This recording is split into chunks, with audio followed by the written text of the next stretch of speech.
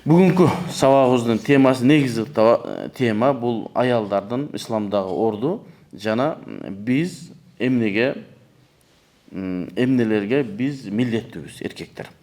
Мен эркектерге сабак берген мезгилде жана бул жака суроолордо келгенде мага 80% суроолор аялдар тарабынан келип, аялдардын күйөөлөрүнө болгон нааразычылыгы жана талаптары, талак маселеси ушул эң көйгөй маселе болуп атат. Мен өткөнкү сабагымда айттым, Көөгөлө Москвада болгон сабакта. Азыркы мезгилде эң көп берилген суроо бул биринчи орунда турган бул талак маселеси болуп атат.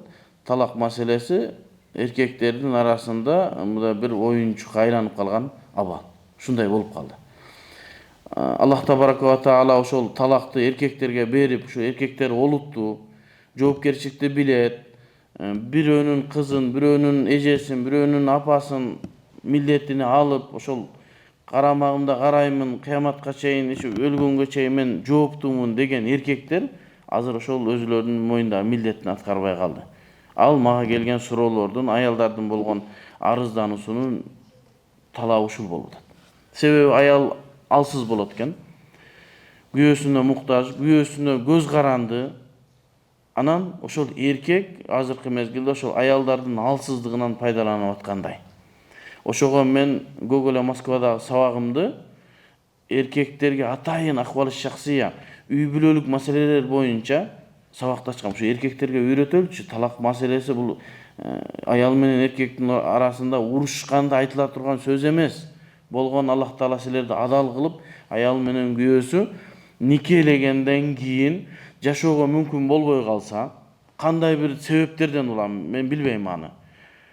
Экөө кеңешип туруп, анан ошол башында шарият бизге адал кылган никени жокко чыгаруу үчүн кылынган шарият бул талак маселеси эле да. Шарият жок, ушул аял ушул жигитке турмушка чыкты, же бул жигит ушул аялды алды, өлсөң да ушу менен жашайсың деген шариаттын талабы жок болгон, ушул жолду коюп койгон. Дагы бир башка жол бар, аны сабактын жүрүшүндө да айтышыбыз мүмкүн. Хулур деген, ошол күйөөсү жакпай калса, мүмкүн аял өзүнүн талагын сатып алуусу мүмкүн. Милдеттүү түрдө бир эркек менен жашоосун шарият менен милдеттүү кылбайт. Эми ошол талак маселеси ортодогу жашоо болбой калганда, кандай бир себептерден экөө кеңешип туруп, анан айтылынып, ортодогу Аллах Таала шарият кылган никени жокко чыгара турган нике маселени, талакты адамдар азыр урушканда айта турган кылып калды, эркектерчи. Анан ошол себептен мен Көөгөлө Москвадагы эски борборлук мечитте сабагымды ушинтип эркектерге үйрөтөлүчү. Андан мурда дагы бир өзүмдүн сунушумда айтканмын. Кыргызстанда атайын эркектерге дагы, аялдарга дагы ушундай бир семинарлар өткөрүлсө, же болбосо бир курстар коюлунса, турмушка чыгам деген кыз сөзсүз түрдө ошол 1 айлык же 1,5 айдык семинардан өтүп, колуна сертификат алгандан кийин барып жана бакыт үйү нике кыйганга уруксат бере турган кылыш керек. Себеби биздин аялдар, эркектер болсун, жашоого даяр эмес туруп эле турмушка чыгып атышат. Ал талак маселесин дагы билбейт.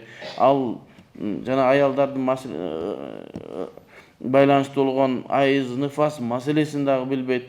Күйөөнүн аялдагы эркектин күйөөсүндөгү, эркектин аялдагы аялдын күйөөсүндөгү укугун билбейт. Себеби бул нерселер негизи үй бүлө деген институтта ар бир эне кыздарга үйрөтүш керек болчу, аталар балдарга үйрөтүш керек болчу да. Азыр бизде андай болбой калды. Андай болбой калгандан кийин, демек, элди ошол мурдагы кандай жашай берсиңер ушундай жашай бергиле деген нерсеге таштап кое турган болсок, азыркы мезгилдегидей болуп ажырашуулар адамдардын арасында көп. Себеби эмне? Аял, эркек өзүнүн укугун билбейт жана күйөөсүнө болгон укукту билбейт. Эркек өзүнө болгон милдеттенмени билбейт жана аялына болгон укугун билбейт. Анан ортодо келишпештиктен улам анан ажырашуулар көп болуп атат. Менин Бек деген бир иним бар. Азыр өзү Жалал Абадтан Нарын жергесинде прокурор болуп иштеп атат. Ошол жигиттин айткан статистикасы боюнча 4 адам үйлөнсө 1 айда 3-өсү ажырашып атат. Бул деген нерсе биздин келечегибиздин начарлыгына, биздин мындан 10 жылдан кийинки абалыбыз өтө начар экендигинен кабар берет да. Эмне себептен? Тажикстан бизден саны боюнча алдыга чыкты. Өзбекстан 37 миллион болду. Бирок Кыргызстан араңдан зорго 7 миллионго жеттик. Себеби эмне? Биздин үй бүлөлөр курулгандын ордуна бузулуп атат да. Үй бүлө бузулгандан кийин ал жерде адамдардын өсүүсү көбөйбөйт. Анан экинчи мага эң көп суроо берилген суроо бул соода саттык боюнча. Адамдардын арасында адамдар баары динге келди, исламга келди. Исламга келгенден кийин баардыгы ар бир кылган ишин, бизнесин исламдын талаптарына ылайык кылабыз деген менен ушу суроо көп. Ушу эки суроо Кыргызстандагы эң олуттуу суроо. Демек, бирөөсүнө колубуздан келишинче бизнес деген бизге анча деле бир жүрөгүбүздү оорута турган маселе эмес. Бирөө телефондон берсе деле анын суроолоруна жооп берип, бирок үй бүлөнүн бузулуусу, аялдардын укугунун тебеленүүсү жана эркектер өзлөрүнүн күчүнө таянып аялдарга зулумдук кылуусуна адамдарга талим тарбия өткөрбөсөк, Аллах Таала бизди кечирбейт. Иншаллах, сабагыбыздын жүрүшүндө мүмкүн дагы сиздерде суроолор болсо бул жака жибересиңер. Мен бүгүн бир нерсеге токтолоюн дедим. Аялдын илим алуусу. Аялдын эркек менен аял бул биздин коомду түзгөн эки жинс боло турган болсо, ошонун жарымы аял болот. Демек, азыркы мезгилде адамдардын көпчүлүгү аял болуп аткан мезгили да ошондон. Мүмкүн Аллах Тааланын хикматы өзүнүн бизге койгон шарттардыр. Аялдар эркектерден көп. Демек, биз эркектерге сабак берүүдө, эркектерге динди үйрөтүүдө кандай мамиле кылган болсок, аялдарга андан эки эсе кылышыбыз керек деген мааниде. Демек, аялдардын муктаждыгы көп. Аялдардын эркектердей болуп бир жерлерге барып сабак алуусу кыйын. Себеби аялдар дайыма үйдө отургандыктан, баласы менен, күйөөсү менен алек болгонго аялдарга талим тарбия берүү кыйын болуп атат. Ошол эле мезгилде аялдар өзлөрүнүн намазын окушу керек, орозосун кармашы керек, зекет бай болсо зекетин бериши керек. Ошо орозосун кантип кармаш керек, даратын кантип алыш керек, буга сөзсүз түрдө илим керек. Ал эми илим берүүгө азыркы мезгилде бизде аял мугалимдер аздык кылып атат. Биз ошого мажбур түрдө эркектер бизде мүмкүнчүлүк болуп калды, эгемендүүлүк алгандан бери сыртка чыгып окуп, илим алып келгендер көп болгондуктан эркектер көбүрөөк илимдүү болуп атат аялдарга караганда. Эми башталып атат азыр. Мына магистр, докторду бүтүп аткан аялдар эми чыгып атат. Кудайым буйрса, биз ошолорго өткөрүп беребиз. Бирок шариятыбызда эркектер аялдарга сабак бербесин деген талап жок. Азыр бул сабагыбыздын жүрүшүбүздө да айтабыз. Эми аялдардын исламдагы илим алуусуна болгон чакырыгы. Эч бир дин аялдарды илимге чакыргандай башка дин чакырган эмес. Бирок ушинтип ислам динибиз аялдардын илим алуусуна жол ачылган, аялдар сөзсүз илим алыш керек дегенди эмнегедир акыркы мезгилдерде эркектер тарабынан бурмаланып келет. Кандай? Жок, аял үйдө отуруш керек, аял илим албаш керек, аял эч нерсе кылбаш керек, аял жалаң гана. Жок, аялдын азыркы мезгилде илим албай токтоп калуусу үйдөгү берилип аткан тарбиянын начарлоосуна алып келет. Эгерде балдарыбызды биз өзүбүздүн аялдарыбызга, карындаштарыбызга, энелерибизге тапшырып атабыз, биз эркектер сыртта жүрөбүз. Аялдарды багалы дейбиз, башка кылабыз.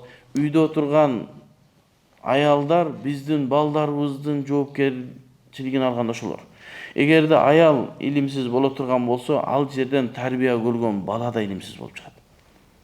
Ошон үчүн Имам Бухари рахматуллах алейхи биздин ислам тарыхында хадис илиминде эң үлкөн китеп жазган Сахих Бухари деген.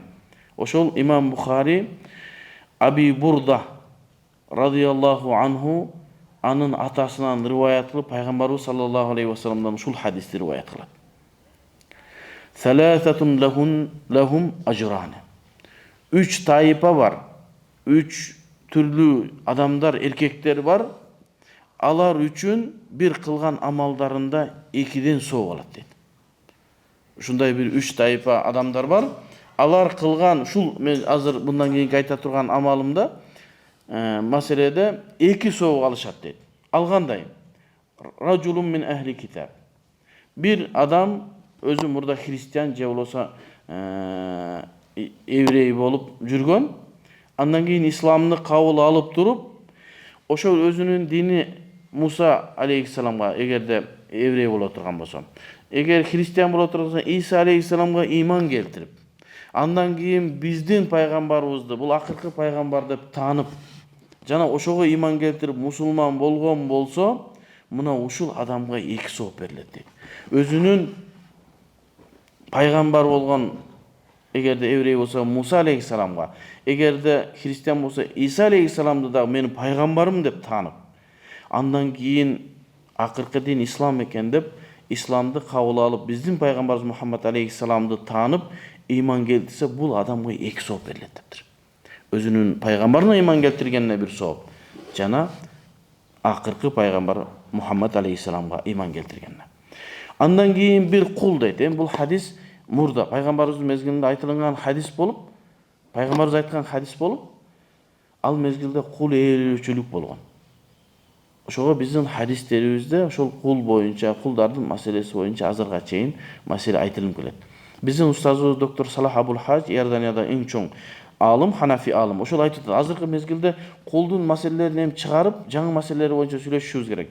Кул боюнча айтылган маселелерди машинеге, башка нерселерге кылышыбыз керек. Эми азыр мезгилде кул ээлөөчүлүк жок болгондуктан, эми бул хадисти башка бир нерсеге далил катары колдонулабыз. Эми ошо нерсе которуп бере турган болсок, бир кул бар дейт.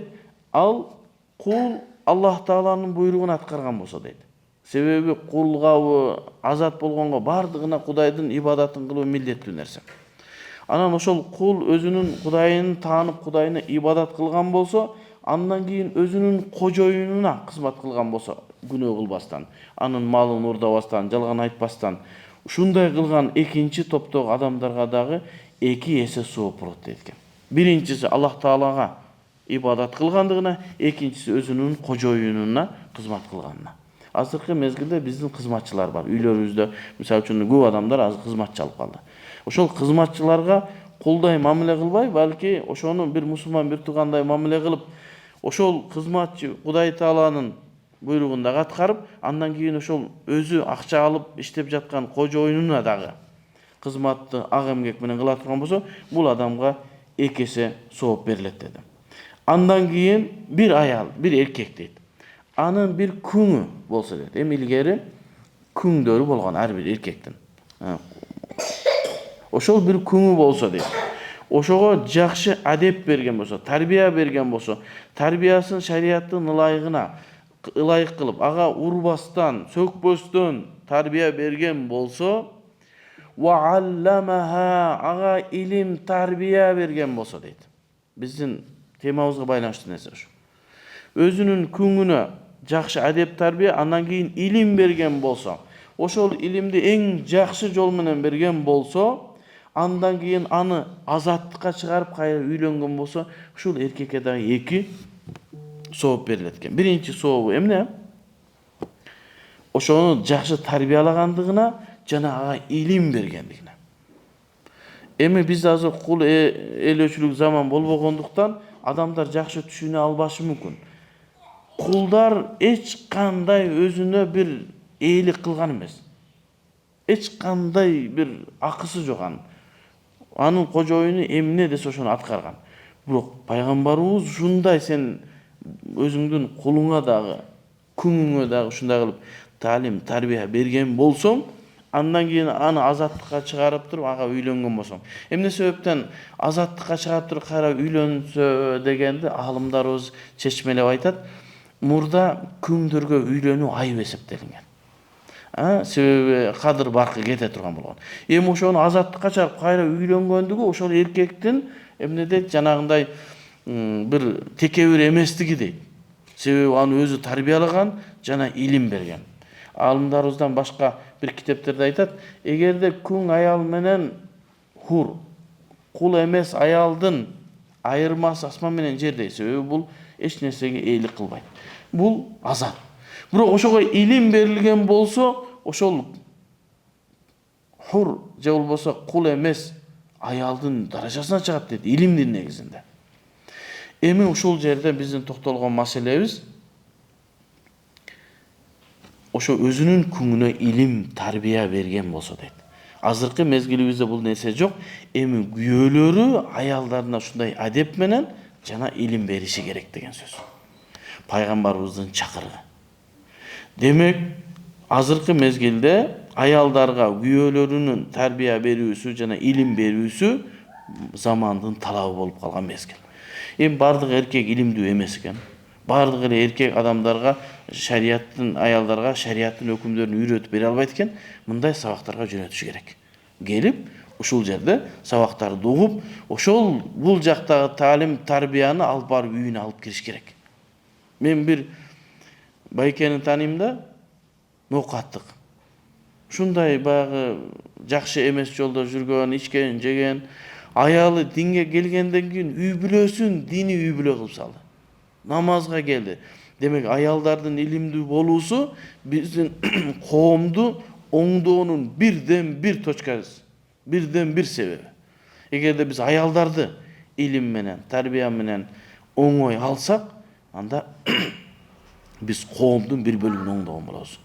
Ошол үчүн аялдардын сабакка келүүсү, аялдардын илим алуусу эркектердикине караганда да азыркы мезгилде эмне талап болуп турган мезгил. Себеби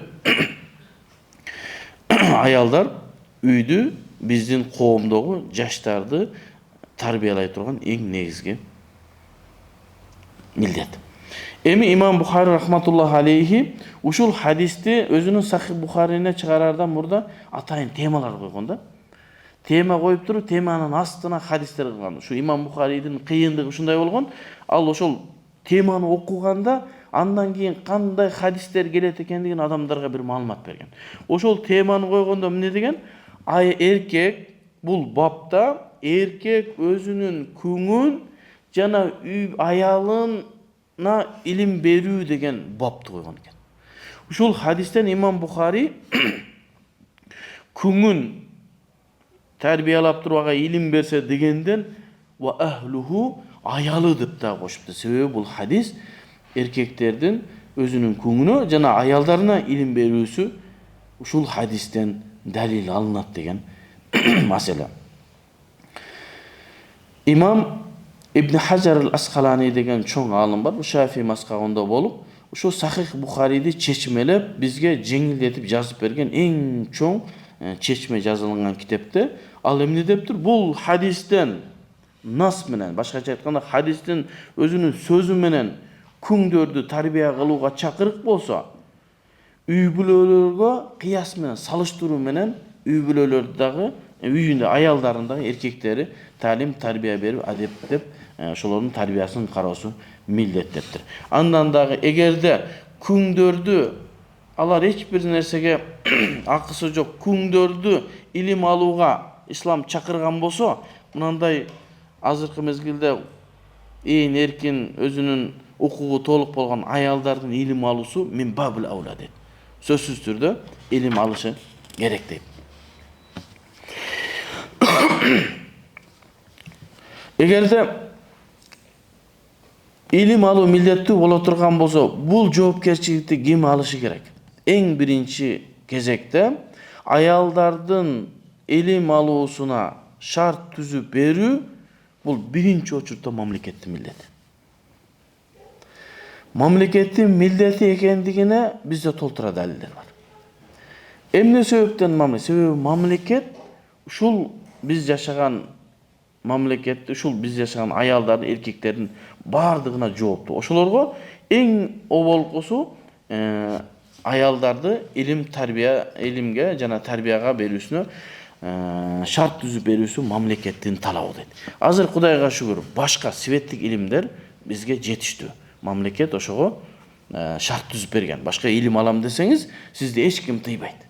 Жада калса жолугуңуз менен кирип илим алсаңыз дагы сизге эч ким тоскоолдук кылбайт. Кудайга шүгүр дейли. Эми шарият илимин алууга биздин муфтият кызыктар болушу керек. Атайын сабактарды уюштуруш керек. Атайын бир мугалимдерди жалдашы керек.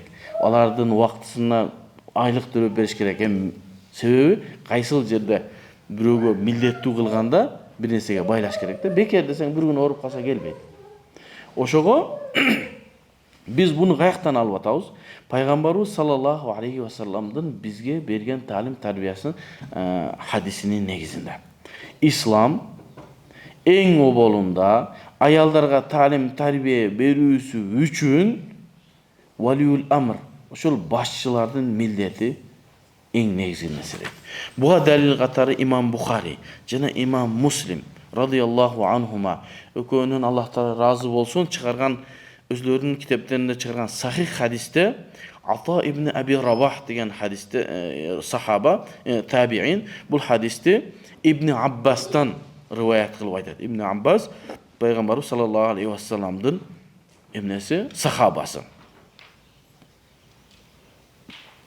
Пайгамбарыбыз саллаллаху алейхи ва салламга мен ант ичип айтам дейт. Кээбикилер Ибн Аббас ант ичти дейт, кээбикилер Ата ибн Аби Рабах ант ичти дейт. Пайгамбарыбыз саллаллаху алейхи ва саллам аялдарга өзүнчө көңүл бурган дейт. Пайгамбар болуп туруп мен эркектерге эле силерге айтам, силер аялдарга өзүңөр ошол маалыматты жеткизип койгула дебестен атайлап эркектерге пайгамбарыбыз көңүл бурган дейт. Аларды атайын чогултуп сабак берип, аларды бир талим тарбияга чакырып, садака берүүгө, намазын окууга, байат берүүгө чакырган бизде хадистер толтура. Байат деген нерсе пайгамбарыбыз саллаллаху алейхи ва салламга келип, эркектер не кылган? Келишим берген. Я Расулалла, биз сени менен согушта дагы, жаныңда да бардык жерде биз сенин жаныңда болобуз. Биз Аллах таалага шерик келтирбейбиз, биз урурлук кылбайбыз, зина кылбайбыз деп пайгамбарыбызга келип ант беришкен. Ошондой эле пайгамбарыбызга аялдар дагы келип ант берген. Ошол аялдарга атайын пайгамбарыбыз убакыт бөлгөн. Аялдар келип атайын ант берсин. Пайгамбарыбызга болгону аялдар менен ант бергенде кол алышып, учурашпастан, балки алысырактан туруп байат беришкен. Міне біз сені алып келген динди кармайбыз, жана сен алып келген буйруктарды аткарабыз, зина кылбайбыз, урурлук кылбайбыз деп аялдар пайгамбарыбызга ант беришкен. Мен айтайын деген маселе, пайгамбарыбыз эркектер бардыңар карындашыңар үй бүлөң бар, аялдарыңар бар. Мен айткан нерсени аялдарыңарга жеткирип койгула деген жок. Пайгамбарыбыз атайын аялдарга өзүнчө убакыт берди. Азыр биз ошонун негизинде силерге атайын убакыт бөлүп сабак бергенге аракет кылып атабыз. Пайгамбарыбыз өзүнүн эң жакын сахабасы Билал ибн Аби Рабах азанчысын ээрчитип аялдарга барды дейт. Аялдарга барып, фава'адахунна, аларга ушу тозокту, бейишти эскертип, анан Аллах Тааланын буйруктарын айтып, фаамарахунна, андан кийин аларга буйрук берди дейт. Биз садакати, Кудай жолунда көбүрөөк садака кылгыла аялдар деп пайгамбарыбыз аялдарга болгон атайын сабагын ушинтип айтты. Эмне себептен садакага буйруду десе, бул хадисти шаркта бизге чечмелеп берген аалымдар айтат. Пайгамбарыбыз башка дагы буйруктарды айткан. Намаз окууга, Аллах Тааланын жалгыз экендигин таанууга, күйөөсүнө баш ийүүгө, жана башка зина кылбоого, урурлук кылбоого, балдарын бардыгына кылган, бирок ушул жерден садаканы баса белгилеп айткан дейт. Эмне себептен садаканы баса белгилеп айткан? Себеби садака бизге келе жаткан балелерди тосот. Пайгамбарыбыз саллаллаху алейхи ва саллам Исра вал Ми'радж асманга көтөрүлүп намаз парыз болуп келген окуяда мен аялдарды көрдүм дейт. Тозоктогу элдин көпчүлүгүн аялдар экендигин көрдүм. Себеби пайгамбар азыр эч ким тозокко кире элек. Кыямат болот. Кыяматтан кийин ар бирибиздин кылган амалдарыбыз таразага коюлуп, андан кийин тозок ээлери тозокко, бейиш ээлери бейишке кирет дейт. Бирок пайгамбар саллаллаху алейхи ва салламга көргөзүлдү дейт. Сенин үммөтүңдүн көпчүлүк аялдар тозокто болот дейт. Пайгамбарыбыз келгенден кийин аябай кыжалат болду. Анан аялдарга атайын ушундай кылып сабак уюштуруп анан айтты. Садаканы көп кылгыла деди. Силердин тозокто көп экениңерди көрдүм. Эмне себептен? Аялдар көбүнчө эмоцияга алдырып коюшат экен да. акыл менен эмес, өзлөрүнүн эмоциясы менен көп мезгилде маселени чечип калат. Ошол жерде күйөөсүнө бир оор сөздөрдү сүйлөшү мүмкүн, күйөөсүнө бир шариатка туура эмес нерселерди айтышы мүмкүн, күйөөсү канчалык кызмат кылып атса деле, жакшылык кылып атса деле, таалим тарбиясын берип атса деле, кийимин алып берип атса деле, мага эч нерсе кылбадың дейт. Пайгамбарыбыздын нас хадиси бар. Сен дайыма аялдарга кызмат кылып, аялдарга бардык нерсени кылып берсең деле, бир аз урушуп кеткенден кийин мага эч нерсе кылбадың деп айтат. Ошон үчүн жок, берген нематка Аллах Тааланын ушундай бир жакшы күйөө берсе, жакшы бир эркек берсе, ошого шүгүр кылып, ошонун таалим тарбиясын алып, ага кызмат кылып, азыр ушундай аялдар чыкты, азыр мен күйөөмө кызмат кылуу милдет эмес деген. Жок, андай эмес. Кайната кайненеге кылуу милдет эмес. Милдет эмес деген нерсе казылык тараптан аялын күйөөсү сотко берсе, муну менин аялым менин атама кызмат кылбай атат десе, сот эмне дейт? Кечир, мен аялыңды сенин ата энеңе кызмат кылууга милдеттүү кыла албайм. Себеби бул аялдын милдетине кирбейт. Бирок диянатан деген маселе бар. Инсаният жагынан, аялдын адеп ахлагынан күйөөсүнүн ата энесине кызмат кылуу сооп болот.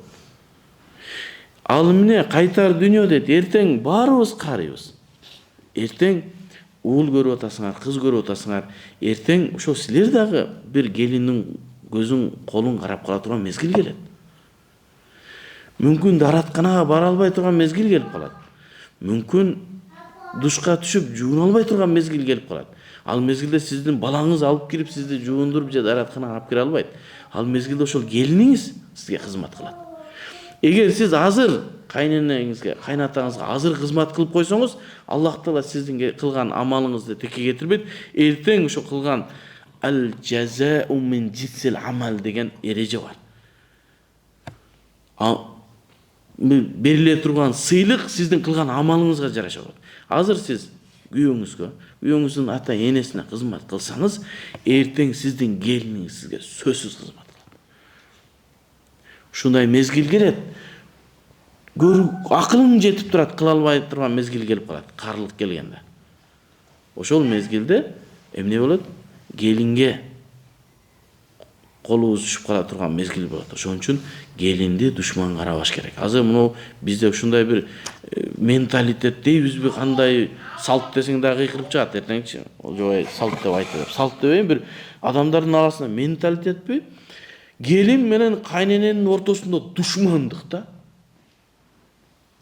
Анын кулундай мамиле кылат. Жок, бул бирөөнүн кызы, аманат. Сен жакшы мамиле кыл, тарбиясын бер, эртең карыган мезгилиңде ошол кыздын чайын, келиндин чайын ичесин. Ошон үчүн эртең карылыгыңды эстесең эмне кыл? Азыртан ошол мезгилиңе аракет кыл. Бул жерде эмне себептен садаканы айтып атат? Себеби аялдар көбүнчө күйөөлөрү кылган жакшылыктарды унутуп калат. Күйөөлөрү кылган нематтарга капырлык кылат. Ал-куфру би ни'матилла деген нерсе, эркектин кылган нематын жокко чыгаруу деген нерсе, ал Аллах Тааланын нематын жокко чыгаруу деген. Ошон үчүн тозокко кирип атышат. Ошон үчүн баарыбыз эмоциональный, билебиз, аялдардын эмоциясы акылына караганда эмоциясы күчтүү. Бирок таалим тарбия бизди оңдошу керек. Жок, мен ушундаймын эмес. Таалим тарбия бизди оңош керек. Кызын тирүүлөй көмгөн, аялды аял катары көрбөгөн арабтар эң жумшак болду го.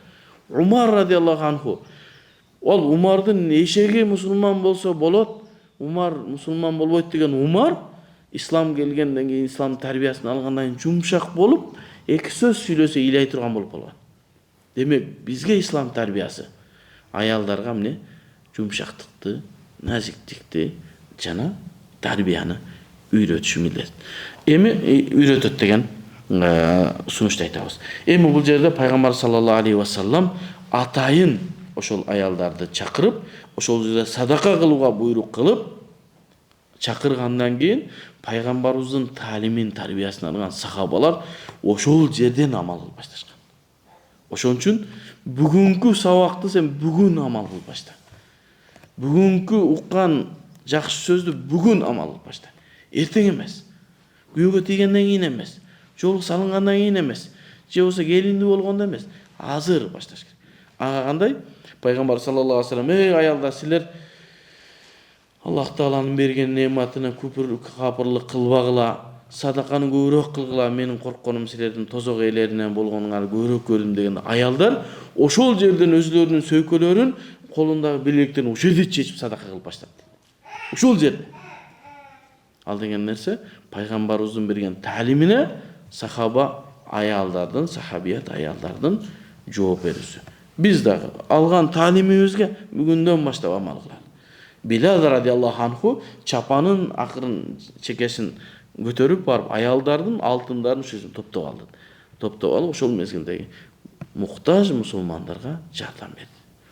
Мына ушул хадисте пайгамбарыбыз саллаллаху алейхи вассалам аялдарга өзүнчө мамиле кылып, өзүнчө сабак ачкандыгынан бир далил катары. Дагы бир имам Муслим рахматуллахи алейхи риваят кылган хадисте, бул хадисте Абу Саид аль-Худри радиаллаху анху риваят кылат, пайгамбарыбыздын сахабасы. Кала жаат имраатун иля расулилlah саллаллаху алейхи вассалам. Бир аял пайгамбарыбыз саллаллаху алейхи вассаламга даа берип эле келди ушундай. Бизде көбүнчө аялдар, бизде бир кандай мен кээде ачуум келет да. Аялдарды түртүп эле турабыз, аялдар жок, аялдар болбосун, аялдар болбош керек, аялдар сабакка келбесин, аялдар. Сахаби аялдар пайгамбарыбызга амын астына эле келди. Я Расулалла dedi. Ачык эле айтты. Я Расулалла, ey Аллахтын элчиси.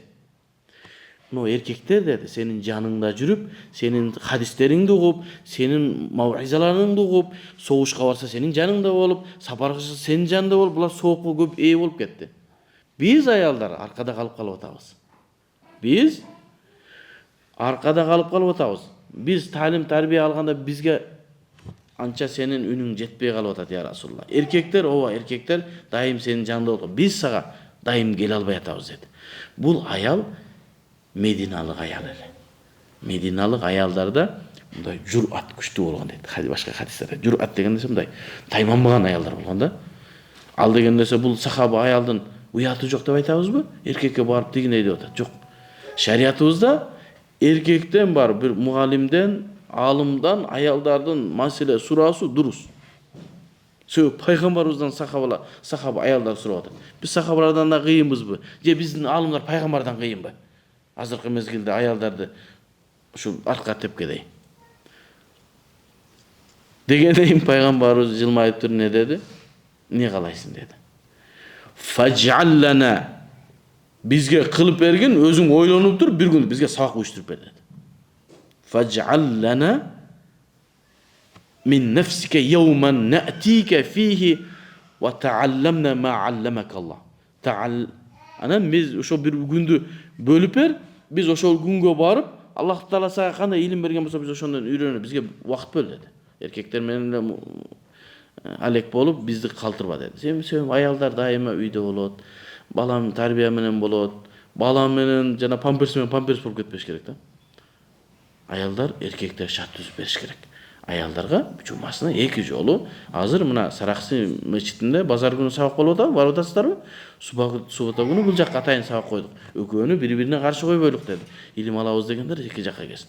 Бир жумада 2 күндү бөлүп берүү эркектин мойнундагы милдет деп айтабыз. Кыяматта жооп бересиң ошондо болсо. Сен үйүңдө өзүң үйрөтө албай атасыңбы? Үйүңдө тарбия бере албай атасыңбы? Илим ала албай атасыңбы? Илим бере албай атасыңбы? Анда аялдарга шарт түзүп бер, барып илим ал. Бул ансари аял пайгамбарыбызга ачык келипти, бизге бир күн коюп бер деди. Пайгамбарыбыз эмне деди? Жок деди, астагфирулла. Кантип аялдарга сабак кылат? Аялдар эрлеринен уга берсин, жок астагфирулла андай эмес. Деди. Кала. Пайгамбарыбыз бир күндү паланча күндү эмне өзүңөргө паланча күндө мен сабак коем келгиле деди. Себеби жанагы ансари Мединалык аял, сен өзүң убактыңга карап туруп сабак кой деди да. Аялдын адебин караңыз. Бизге суббота күнү коюп бер деген жок. Сен өзүң убактың кара я Расулулла dedi. Кайсы күн сага мүмкүнчүлүк болсо, ошо күнгө кой, биз ошо күнү сабак алабыз dedi. Faj'al lana min nafsika yawman. Sen özün bir gündü kaalap turup bir sabak koy dedi. Peygamberimiz ne dedi? Yawm kaza ve kaza. Palanca günü men sizge atayın sabak kılam belgile dedi. Muna uşul hadiste, bu hadiste İmam Muslim rivayet kılgan. Abu Sa'id Khudri'nin hadisinde Peygamberimiz ayallarga özünçe vakt bergen. Ve kaza dedi. Oşonda bir ele gün emesde bir kança gün. Ayaldardı bir ele gün sabak bersen bolbayt. Sebebi jaşı ошондой да. Азыр bir günle sabak bolsa, kийинки sabakka чейин унутуп калышы мүмкүн да. Бирок эми ошол эле мезгилде башка да сабактарыбыз болуп атат иншалла. Онлайн сабак кылгандар бар. Аялдарга бир жакшы шарт түзүлүп калды да азыр. Кудайдын бул бизге берген нематы болчу. Үйүңүздө туруп илим алганга мүмкүнчүлүгүңүз бар. Эми кээде мынтип кичине жанагындай Кудай жолуна чыгыш керек дейт го, мынтип чыгып мынтип басып да келиш керек. Ар бир келген кадамга дагы бул жерге келип, бул жерден илим алып өзүнчө дагы. Онлайндан дагы үйүңүздө тамак жасап атып, башка кылып атып, үйүңүздү тазалап атып деле сабак ала бересиз. Бул жака дагы бир убактыңызды бөлүп койсоңуз артыкчылык кылбайт. Пайгамбарыбыз эмне деди? Паланча күндү өзүңөргө паланча күндү мен белгиледим, ошол күнү келгиле, мен келип силерге илим берем dedi. Пайгамбар саллаллаху алейхи вассалам ошентип ансар жана мухажир аялдарга өзүнчө сабак берген. Мына ушул пайгамбарыбыздын жолун жолдоп биз дагы силерге атайын сабак кылууну чечип үчүн сабак кылып атабыз. Бул нерседен кээбикилер жумурткадан кыр издегенде издебесин. Аялдарга бизде сабак берилбеш керек. Астагфирулла, парда тартыш керек. Мына хадисте парда тартылга деген боюнча тартып койсок болот, эми заман өзгөрдү азыр. Иншалла. Шариаттын талабына ылайык сабактарды уюштура беребиз. Эми ушул жерде бул аялды ким экендигин İmam İbn Hajar Asqalani rahmatullah aleyhi men izlep gördüm dedi. Menin kim atı kim ekeni biliyor. İmraatunda bir ayal dep geldi. Bul ayaldın atı Asma binti Yazid bin Sakan degen Ansari ayal bolgan. Şul ayal İslam tarixinde altın tamalarla жазылып kaldı. Sizlerge okşoğun ayallarga özünçü sabak kılışı üçün. Eğer de Peygamberimize uyalıp bu ayal gelbegen bolsa, mümkün ayallarga özünçe sabak kılууга biz dalil taap alбай kalmakpız. Buna en başka dalillerimiz dagı var. Bayat bergende başka meselelerde dagı Peygamberimiz sallallahu aleyhi ve sellem atayın ayallarga bugun burgan. Emi ayallardın ilim aluusuna negizge toktolo turgan nersebиz. Eğer de çın-çınına gele turgan bolsok, bizdin İslam taliminin köpçülük jağı ayallar taraftan gelgen bilesiңер. En Peygamber sallallahu aleyhi ve sellem'dan köp hadis rivayet kılgan bul Abu Hurayra radıyallahu anh. Abu Hurayra Peygamberimizden en köp hadis rivayet kılgan. Sebebi ne? Abu Hurayra neçte ses çok bulgan. Bastayanla Peygamberimizin janında жүрген. Peygamberimizden kanday hadis uksa, şonu kийинки adamlarga жеткизген. Ellerden bardыгы Peygamberimiz mezgilinde de gelip ilim alганга мүмкүнчүлүк болгон эмес. Бирөөнүн малы бар, бирөөнүн курмасы бар. Abu Hurayra radıyallahu anh Peygamberin janında жүрүp, başka sahabalara bu Peygamberin hadisin. Ekinçile en hadisi köp rivayet kılan kim? Ayşe enemiz. Sebebi Peygamberimizin janında. Bizde elesterdiniz. Eğer de Peygamberimizden hadislerin köp kelgen Abu Hurayra menen Ayşe enemiz bola turgan bolsa, köpçülük hadisler үй бүлөгө байланыштуу hadisler Ayşe enemiz tarafından kelgen. Demek ayaldardın ilim aluusu millet eken, sebebi bizden kийинки коомго жеткизүү. Anan erkekler barıp Ayşe enemizden ilim algan. Barıp Peygamberimizden ya umma, ey enemiz Peygamberimiz kanday dediler. Peygamberimizin kuluk münöz kandaylı? Erkekler barıp ayallardan ilim algan. Anan azır kebekler ayallardan ilim albayt. Ayallardan ilim almaş. Eğer ayallar var, erkeklerdi kıjalat kılıp koyat. İlim menen. Jana kıykırıp çıkanlar var da ayallar sabak berbesin, kokuy biz ele monopoliya kılabız, erkekler gana sabak. Kebekler ayallar var, kebekler erkeklerdi kıjalat kılıp koyat. Var özü Kırgızstanda şonda ya, onu bilip oturat. Anan ошо өзүбүз колубуздан келишинче аракет кыла берели. Иншалла Кудайдын берекесин берет.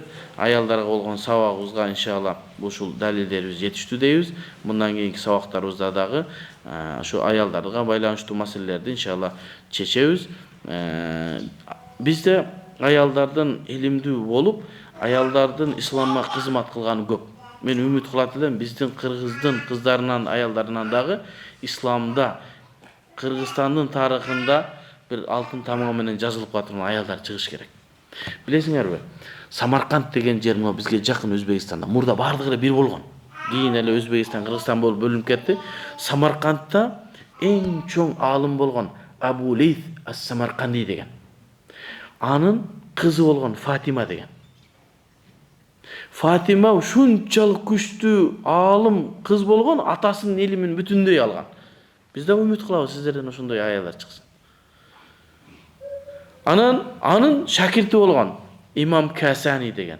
Имам Касани Абу Лейс Самаркандиге барып илим тарбия кылып, илим алып жүрүп, кызын карап койгон окшойт да, анан жүрүп Тухфатул Фукаха деген Имам Абу Лейс Самарканди китеп жазган. Фикх боюнча Ханафи мазхабта законду. Анан кайнатасынын китебин илимин окугандан кийин үйүнө барганда кайната устазына да, кайнатасы бөлө келди, кечиресиңер. Устазынын китебин шарх жазып чечмелеп Ал-Бадаю ас-Саная деген китеп жазган. 15 томнандай. Жазып бүтүп устазына апарган экен. Я устаз, мен сизден сурабастан мына китеп жаздым, не дейсиз дегенде, ушул китеби ушунчалык күчтүү жазылган китеп экен. Ошол китебине өзүнүн кызы Фатиманы берген экен. Китебинин немесине махыр китеп болгон дейт. Фатиманын махыр китеп болгон дейт. Ошо Бадаю ас-Саная. Ханафи мазхабтагы эң күчтүү китептердин бирөөсү. Эми караң, Абу Лейс Самарканди алым, кызы Фатима алима, күйөө баласы Имам Касани алым. Самаркандта фатва чыкса, үчөөнүн колу менен чыккан. Атасы фатва түгүнө кол койгон, андан кийин Фатима окуп чыгып туруп, атама макул, жакшы экен. Анан Фатима. Андан кийин Касани фатва. Үчөө кол коюлса гана фатва чыккан.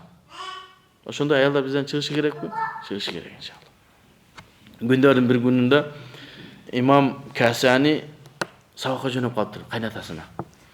Сабакка кетип атса, анан аялы барбай эле койсун бүгүн дептир.